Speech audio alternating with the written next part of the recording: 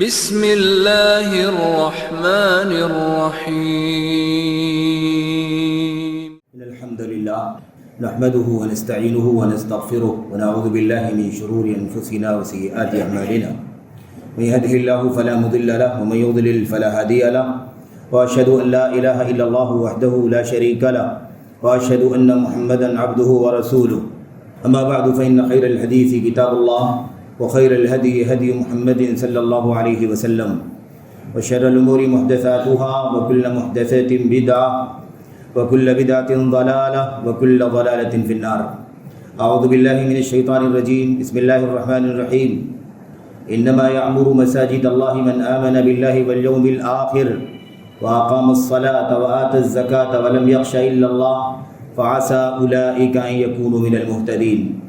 وقال عز من قائل في بيوت أذن الله أن ترفع ويذكر فيها اسمه يسبح له فيها بالغدو والآصال رجال لا تلهيهم تجارة ولا بيع عن ذكر الله وإقام الصلاة وإيتاء الزكاة يخافون يوما تتقلب فيه القلوب والأبصار. وقال النبي صلى الله عليه وسلم من بنى لله مسجدا كمفحص قطاع.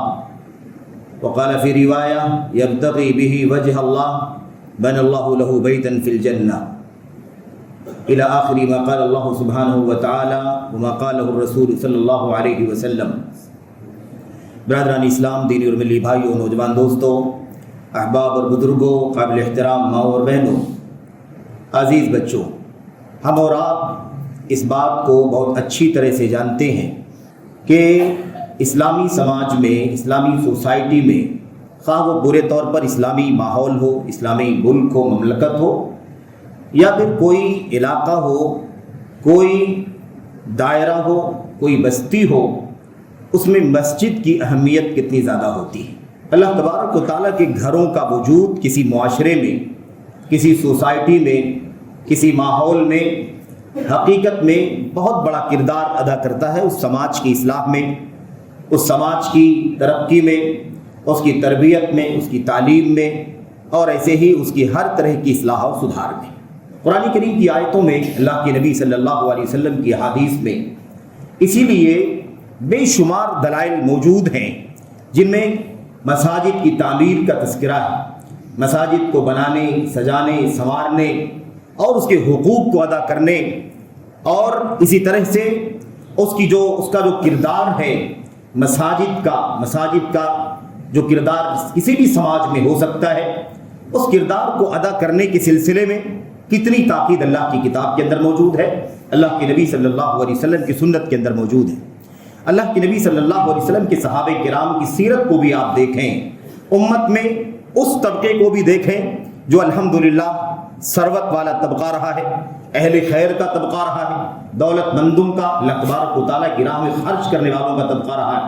اگر ان کی بھی سیرت کا مطالعہ کر کے دیکھا جائے تو انہوں نے بڑے کردار ادا کیے ہیں اللہ تبارک و تعالیٰ کے گھروں کی تعمیر کے سلسلے میں، اللہ تبارک و تعالیٰ کے گھروں کی توسیع کے سلسلے میں.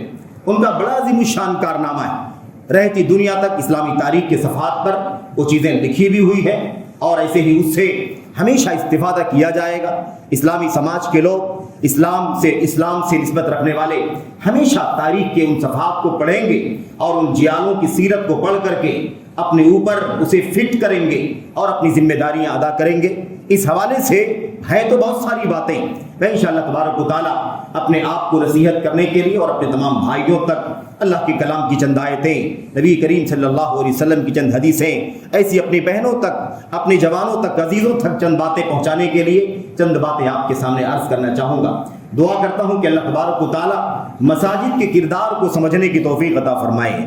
مساجد کی تعمیر کے سلسلے میں جو کچھ فضائل ہیں، جو کچھ اس حوالے سے اللہ کے کلام کی آیات کے اندر ترغیب ہے، جو کچھ اس سلسلے میں اللہ کے نبی علیہ السلام کی حدیث کے اندر اجر اور ثواب کا تذکرہ کیا گیا ہے، اللہ تبارک و تعالیٰ ہمیں اسے صحیح معنوں میں سمجھنے اور بہت سنجیدگی کے ساتھ اسے اپنے دلوں میں اسے اتارنے کی توفیق عطا فرمائے. اور اللہ تبارک و تعالیٰ ہمیں مساجد کے کردار کو موجودہ حالات کے اعتبار سے بھی سمجھنے کی توفیق عطا فرمائے. کس طرح سے اس موجودہ دور میں مساجد کی کردار کشی کی جا رہی ہے، مساجد کا مقام گھٹایا جا رہا ہے، مساجد کی تعمیر کے سلسلے میں ایک طبقہ ایسا بھی ہمارے سماج کے اندر پایا جاتا ہے جو اس کی تعمیر کو اہمیت نہیں دیتا، بلکہ وہ محسوس کرتا ہے کہ بہت ساری مسجدیں تعمیر ہو چکی ہیں، کتنی مسجدوں کی ضرورت ہے، کب تک مساجد کی آپ تعمیر کرتے رہیں گے، کتنی مسجدیں چاہیے، کتنا بجٹ اس کے لیے آپ تلاش کرتے رہتے ہیں۔ اس طرح کی باتیں کرنے والے بھی سماج کے اندر موجود ہیں۔ ان کا کہنا یہ ہے کہ اب اور کچھ کرنے کی ضرورت ہے، مساجد بہت ہو چکی ہیں، تعمیر دینی اداروں کی، دینی مدارس کی تعمیر بہت ہو چکی ہے، اب کچھ اور کرنے کی ضرورت ہے۔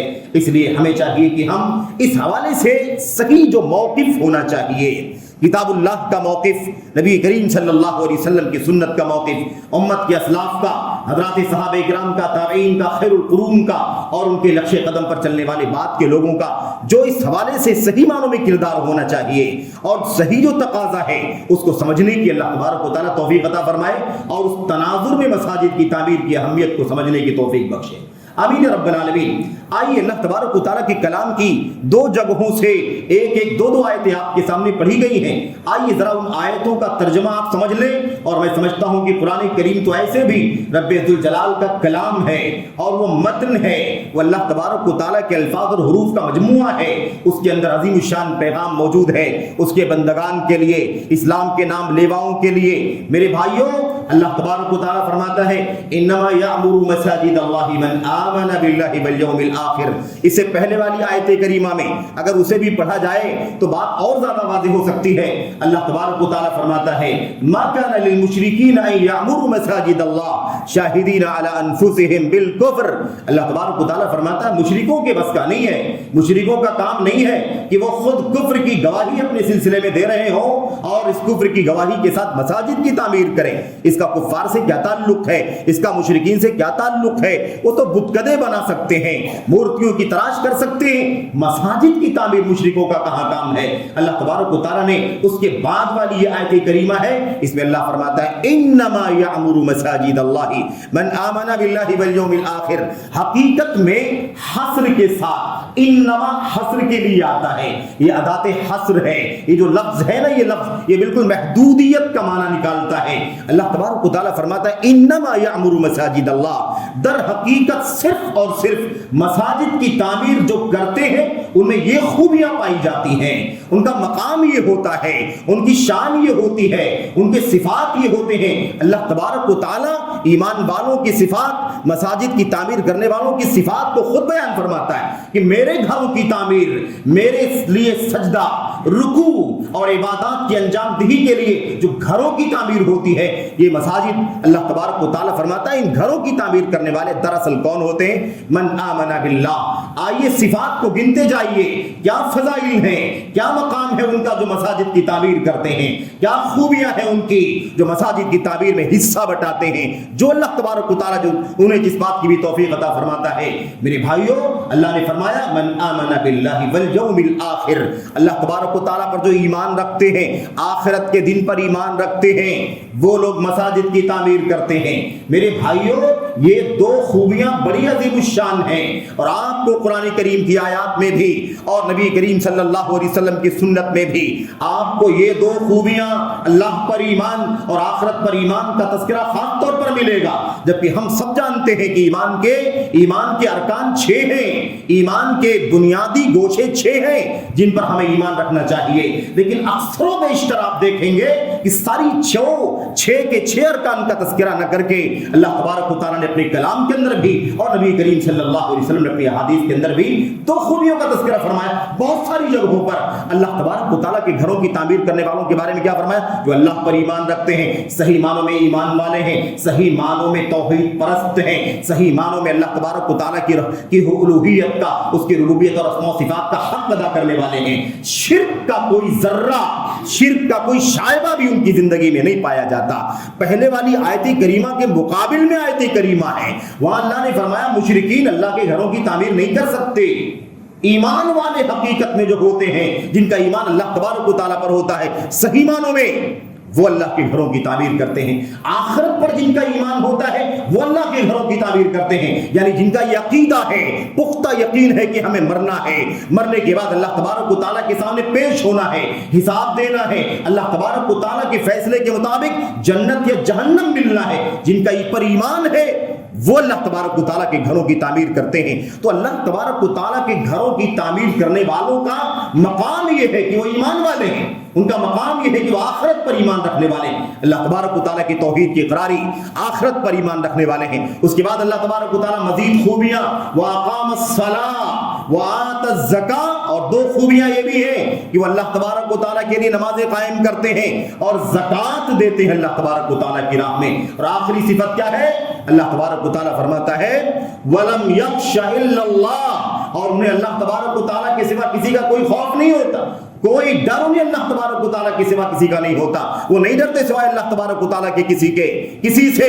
میرے بھائیو 5 خوبیاں اللہ تبارک و تعالیٰ نے بیان فرمائی، اور ان 5 خوبیوں کے اندر 5 خوبیاں جس کے اندر پائی جاتی ہیں وہ اللہ تبارک و تعالیٰ کے گھروں کی تعمیر کرنے والے ہیں۔ آپ غور کریں کہ اللہ کے گھر کی تعمیر کرنے والوں کی خوبیاں، ان کا مقام، ان کی فضیلت و منقبت رب ذوالجلال خود اپنے کلام کے اندر بیان فرما رہا ہے۔ میرے بھائیوں وہ ایمان والے ہیں جو میرے گھر تعمیر کرتے ہیں، جو آخرت پر ایمان رکھنے والے ہیں، نمازوں کے قائم کرنے والے ہیں، زکوٰۃ دینے والے ہیں، وہ اللہ تبارک و تعالیٰ سے صحیح معنوں میں ڈرنے والے۔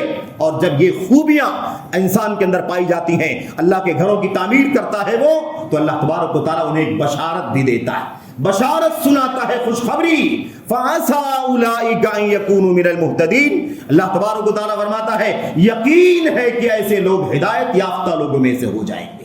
ہدایت یافتہ ہونا، ہدایت سے سرفراز ہو جانا، ہدایت کی نعمت سے مالا مال ہو جانا، یہ کتنی بڑی نعمت ہے اللہ تبارک و تعالیٰ کی۔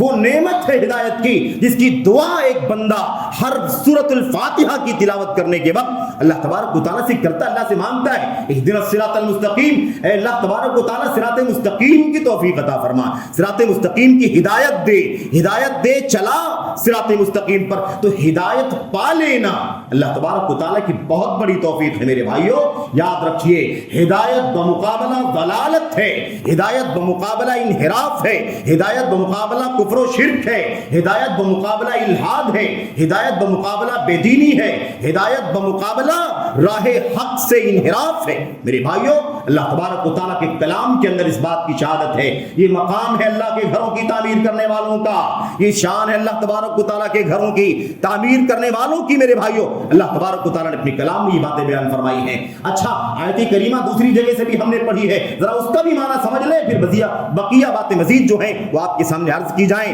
اللہ تبارک و تعالیٰ نے ارشاد فرمایا فی بیوت اذن اللہ ان ترفع ویذکر فیہا اسمہ، اللہ فرماتا ہے وہ گھر اللہ تبارک و تعالیٰ کے گھروں کو اٹھانے کا، ان کی تعمیر کرنے کا، ان کے ستونوں کو اٹھانے کا، ان کی در و دیواروں کے اٹھانے کا اللہ تبارک و تعالیٰ نے حکم دیا ہے۔ جن گھروں کے اٹھانے کا، تعمیر کا، ترقی کا، توسیع کا، بنانے کا اللہ تبارک و تعالیٰ نے حکم دیا وَيُذْكَرَ فِيهَا اسْمُهُ، اور اس بات کا بھی اللہ تبارک و تعالیٰ نے حکم دیا ہے کہ ان گھروں میں اللہ تبارک و تعالیٰ کے نام بلند کیے جائیں، اللہ اکبر کی صدا بلند ہو، اشہد ان لا الہ الا اللہ کی صدا بلند ہو، اور محمد الرسول اللہ صلی اللہ علیہ وسلم کی رسالت کا میرے بھائیوں چرچا کیا جائے، ان گھروں سے اور اللہ کے کلام کی تلاوت ہو، نمازوں کا قیام ہو، اللہ تبارک و تعالیٰ کے دین کے مذاکرے کیے جائیں۔ میرے بھائیوں اللہ تبارک و تعالیٰ کا ذکر کیا جائے، اس کی تسبیح کی جائے۔ اللہ تبارک و تعالیٰ فرماتا ہے جن گھروں کے بارے میں اللہ تبارک و تعالیٰ کا حکم کہ انہیں اٹھایا جانا ہے، ان کی تعمیر ہونی چاہیے، اس میں اللہ تبارک و تعالیٰ کا ذکر بلند ہو، اللہ کا نام بلند کیا جائے۔ میرے بھائیوں یسبح لہ فیہا بالغدو والآصال، ان گھروں کے اندر صبح و شام اللہ تبارک و تعالیٰ کی تسبیح خوانی کرتے ہیں، سبحان اللہ، الحمدللہ، لا الہ الا اللہ، اللہ اکبر، اور دیگر سارے عبادات کے کام، بندگی کے کام، دنیا داری کے کام نہیں، کاروبار کے کام نہیں، دنیا نہیں، بلکہ دین کے کام، اللہ تبارک و تعالیٰ کی توحید کے، اللہ تبارک و تعالیٰ کی دین کی سربلندی کے جو بھی کام کیے جائیں۔ اسی لیے آپ کو یاد ہوگا نبی کریم صلی اللہ علیہ وسلم کی مسجد جو تھی مسجد نبوی، جب اس کا قیام ہوا میرے بھائیوں وہی مسجد اللہ تبارک و تعالیٰ کی عبادت کا گھر، وہی تعلیم گاہ، وہی مدرسہ، وہی جامعہ، وہی یونیورسٹی، وہی تربیت گاہ اور وہی دین کی نشر و اشاعت کے لیے، اللہ کے کلمے کی سربلندی کے لیے تربیت پانے والے اللہ کی راہ کے مجاہدین بھی وہیں تربیت پایا کرتے تھے، وہیں تخطیط ہوا کرتی تھی، وہیں منصوبہ بندی ہوا کرتی تھی۔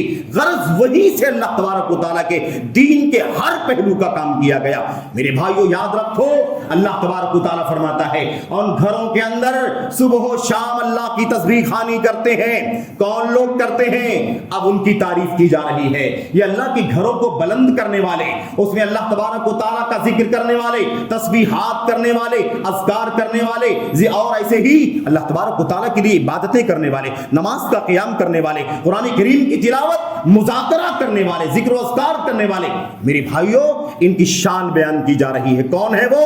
رجالون۔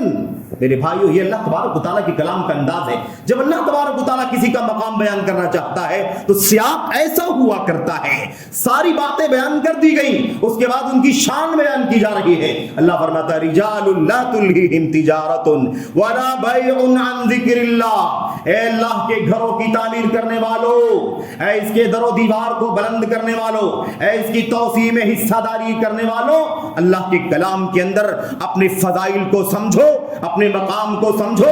اللہ تبارک و تعالیٰ آپ کا ہمارا مقام بیان کرتا ہے، جسے اللہ تبارک و تعالیٰ اس سے سعادت عطا فرما دے۔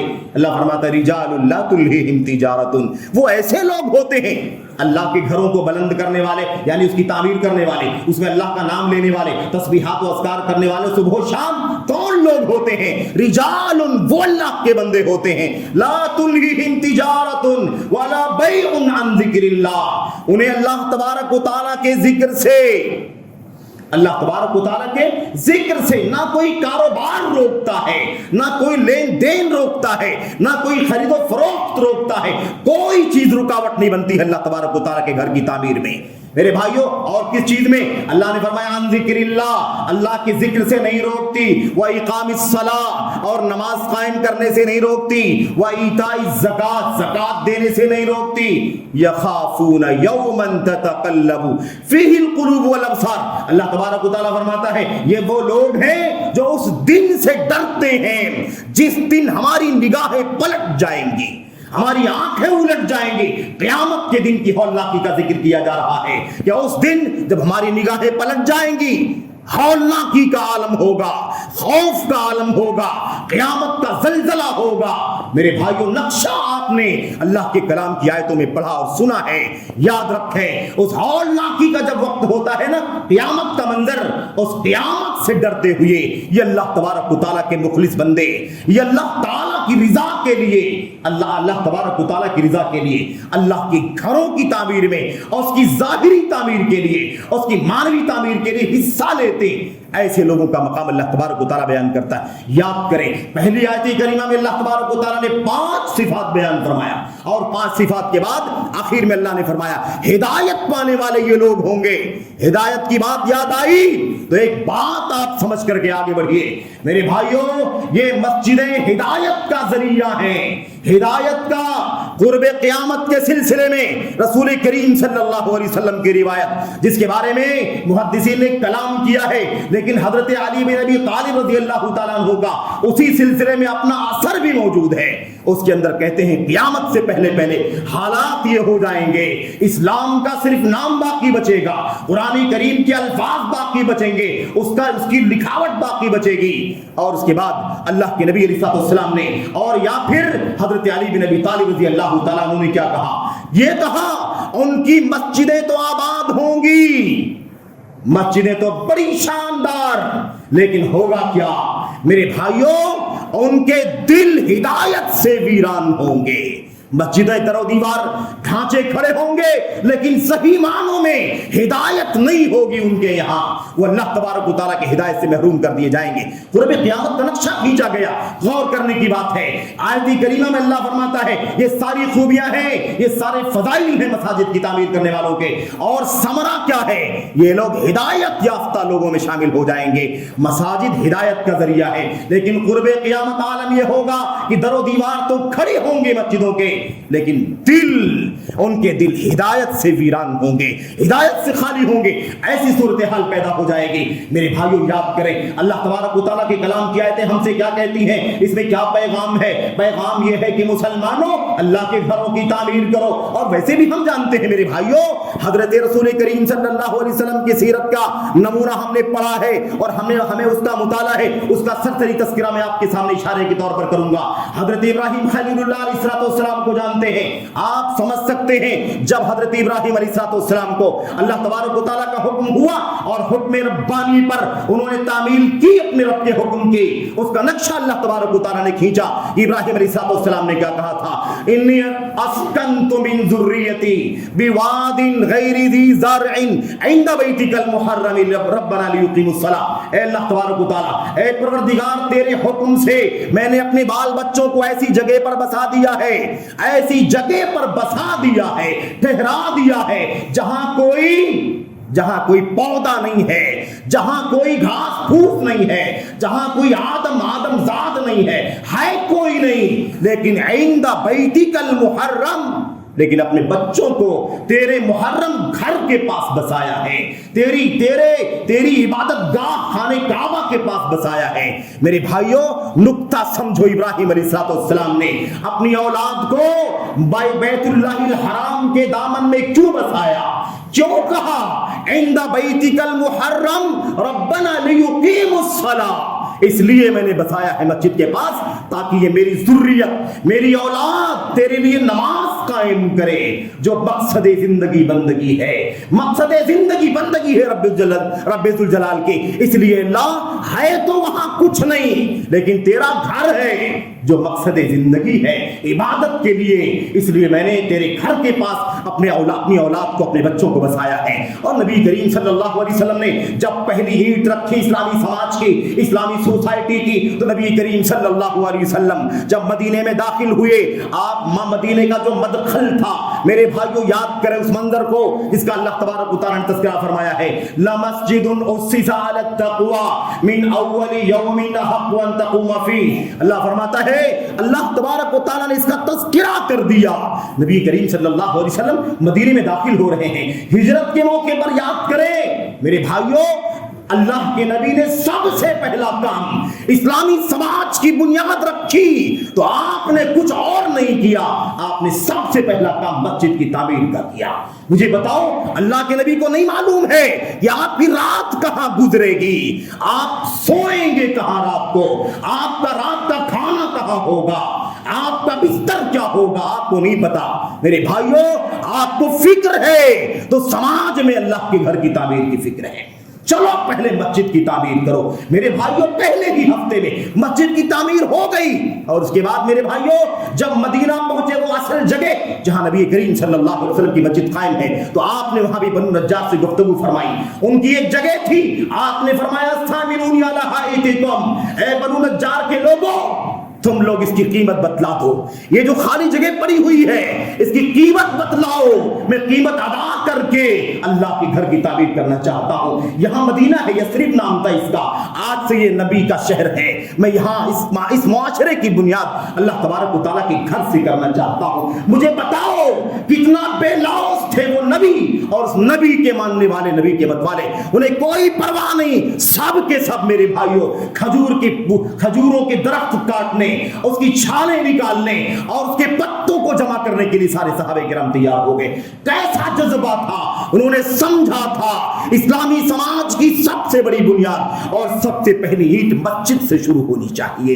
اگر یہ تعمیر نہ ہوا تو گھروں کی تعمیر کے بعد اور در و دیوار کی تعمیر کے بعد، دیگر فیسلٹیز کا انتظام کرنے کے بعد سب کچھ تو مل سکتا ہے، لیکن اسلامی سماج کی روح ختم ہو جائے گی۔ نہ اللہ تبارک و تعالیٰ کی توحید کا، نہ نبی کی سنت کا، نہ اللہ کی بندگی کا، نہ فرائض کا، نہ قرآن کریم کی تلاوت کا، نہ اللہ تبارک و تعالیٰ کی ذکر و اذکار کا، نہ اللہ تبارک و تعالیٰ کی دین کے مذاکرے کا کوئی مرکز نہیں ہوگا جہاں بیٹھ کر کے مسلمان ایک ساتھ اجتماعیت کے ساتھ اللہ تبارک و تعالیٰ کی بندگی کے لیے نماز قائم کر سکے۔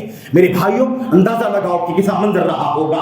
گھر چھوڑ کر کے آئے ہیں, ویسے بھی مکہ میں بڑی تکلیفیں اٹھائیں, اس کے بعد ہجرت کر کے کرنے پر مجبور ہوئے, حکم الہی کے مطابق آ گئے.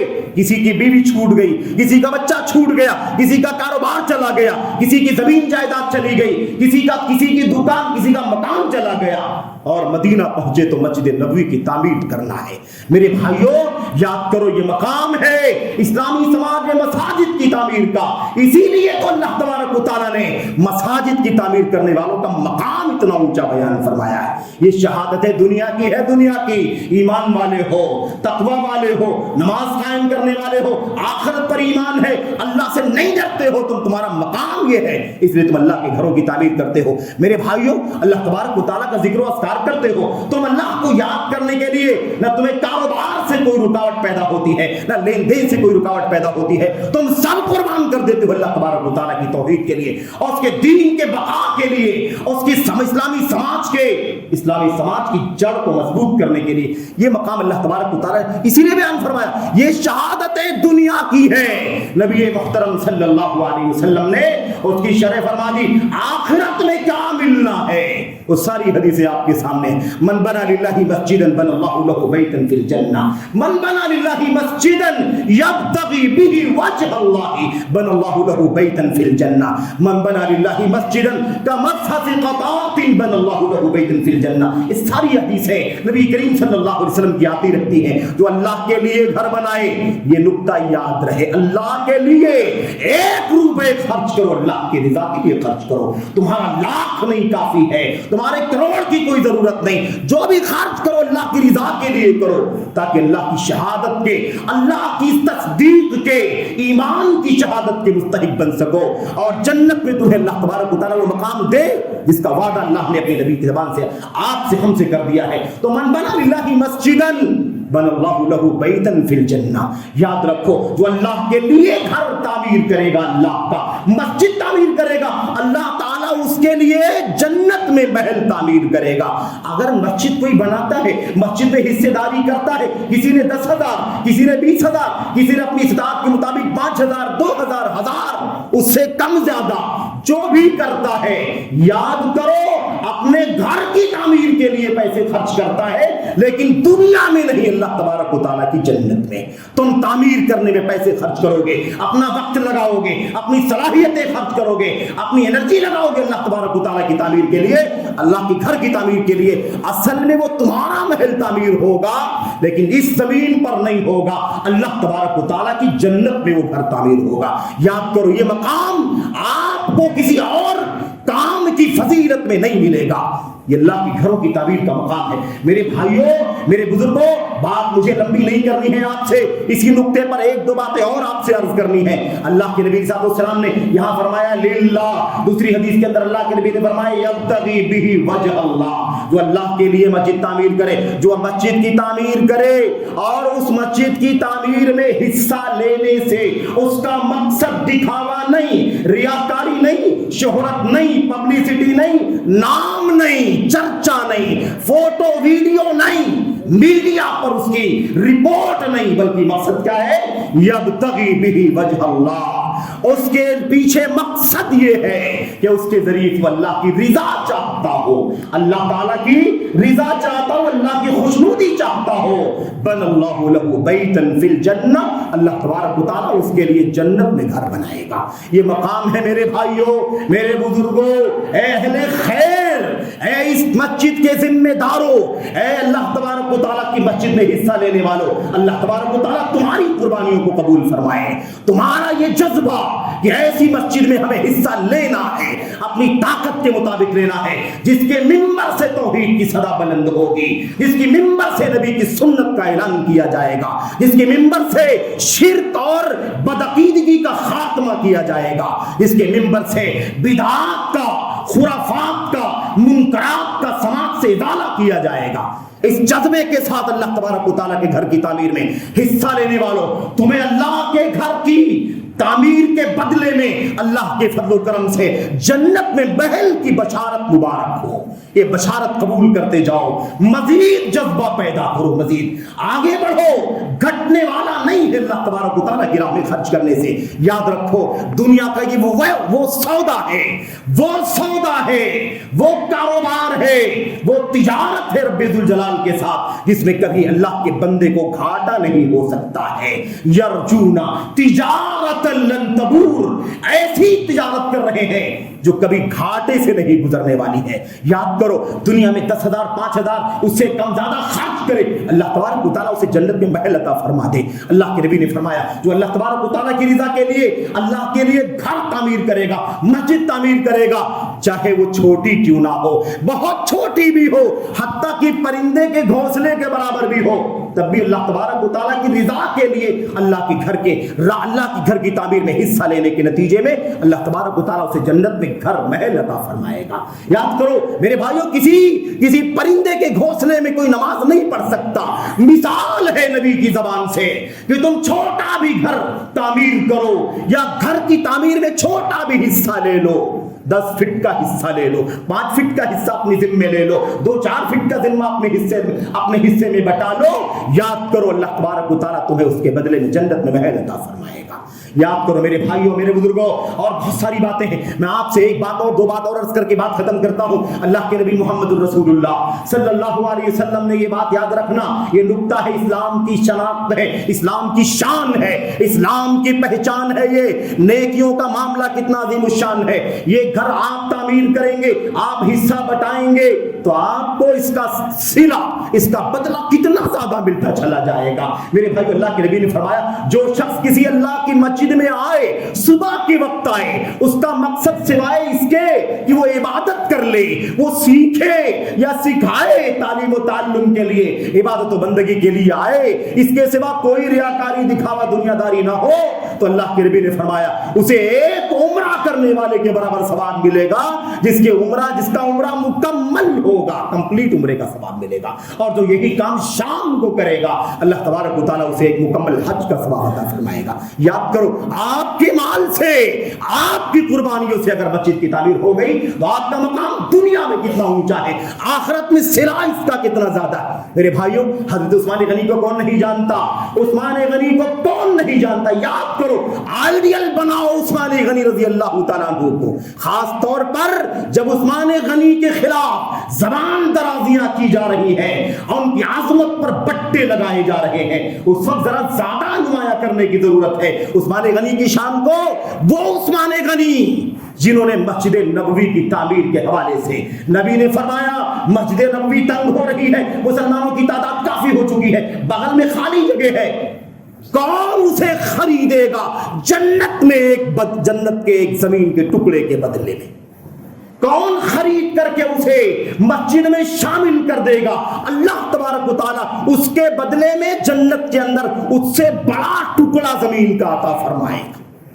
عثمان غنی آگے بڑھے، اللہ کے نبی کتنی قیمت ہے، اتنا 1000 دینار، اتنا 1000 درہم، اللہ کے نبی میں دے کر کے خرید لیتا ہوں. آپ نے خریدا اور خرید کر کے اسے مسجد نبوی کی توسیع کے لیے وقف کر دیا. میرے بھائی بڑے عظیم شان کارنامے ہیں، لیکن یاد کرو ظالموں نے عثمان غنی کو اسی مسجد میں نماز پڑھنے سے منع کر دیا، نماز نہیں پڑھنے دیا. جس کنویں کو خرید کر کے مسلمانوں کے لیے وقف کر دیا تھا، ظالموں نے اسی کنویں کا پانی پینا بھی ان کے لیے منع کر دیا تھا. اور ظالموں نے آپ کے گھر میں گھس کر کے قرآن کی تلاوت کرتے ہوئے اور روزے کی حالت میں آپ کا خون کر دیا.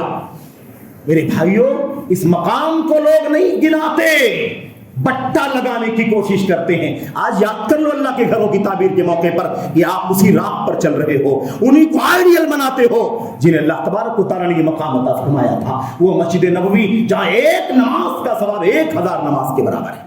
میرے بھائیوں میرے بزرگوں آخری بات مجھے عرض یہ کرنا ہے، میرے بھائیوں میرے بزرگوں کہ آج حالت یہ ہوتی جا رہی ہے، ہم نے شروع میں اشارہ کیا تھا، میں اس کی تھوڑی سی وضاحت کر کے بات ختم کرتا ہوں. میں عرض یہ کرنا چاہتا ہوں میرے بھائیوں آج حالت یہ ہو گئی ہے مسلمانوں میں، اہل حدیثوں میں، کتاب و سنت کے مت والوں میں ادھر سے ملاوٹ ادھر سے ملاوٹ، اس کا سن کے اس کا سن کے متاثر ہو کر کے سوشل ورک کے نام پر، رفاہی کام کے نام پر، فلاحی کام کے نام پر حالت ایسی ہو گئی ہے. ہمارا نوجوان کہتا ہے، ہمارا بزرگ کہتا ہے، ہمارا بچہ کہتا ہے، ہمارا مخیر مالدار آدمی کہتا ہے کہتا ہے اتنی ساری مسجدیں تعمیر ہو گئی ہیں، اب کتنی مسجد تعمیر کرو گے؟ جب دیکھو آپ کے چندے مسجد کے لیے ہوتے ہیں، جب دیکھو آپ مسجد کی تعمیر کی بات کرتے ہیں، اتنا ایکڑ ہے، اتنا ایریا ہے، اتنا لاکھ، اتنا کروڑ کا بجٹ ہے، کب تک مسجدیں تعمیر کرو گے؟ ارے بڑے بڑے ہاسپٹل تعمیر کرنے کی ضرورت ہے، قوم کی خدمت کرنے کی ضرورت ہے، بڑے بڑی یونیورسٹیاں،